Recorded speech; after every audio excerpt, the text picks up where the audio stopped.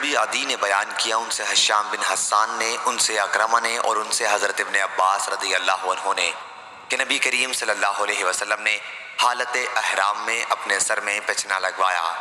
یہ پچنا آپ نے سر کے درد کی وجہ سے لگوایا تھا جو لہی جبل نامی پانی کے گھاٹ پر آپ کو ہو گیا تھا۔ صحیح بخاری حدیث نمبر 5700 رضی اللہ عنہ نے کہ رسول اللہ صلی اللہ علیہ وسلم نے احرام کی حالت میں اپنے سر میں پچنا لگوایا آدھے سر کے درد کی وجہ سے جو آپ کو ہو گیا تھا۔ صحیح بخاری حدیث نمبر 5701۔ عبد بن عجرہ رضی اللہ عنہ نے بیان کیا کہ صلح حدیبیہ کے موقع پر نبی کریم صلی اللہ علیہ وسلم میرے پاس تشریف لائے۔ میں ایک ہانڈی کے نیچے آگ جلا رہا تھا اور جوئیں میرے سر سے گر رہی تھیں اور میں احرام باندھے ہوئے تھا۔ حضرت صلی اللہ علیہ وسلم نے دریافت فرمایا، سر کی یہ جوئیں تمہیں تکلیف پہنچاتی ہیں؟ میں نے عرض کیا کہ جی ہاں۔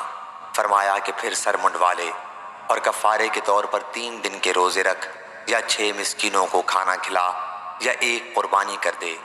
ایوب نے کہا کہ مجھے یاد نہیں کہ ان 3 چیزوں میں سے کس کا ذکر سب سے پہلے کیا تھا۔ صحیح بخاری حدیث نمبر 5703۔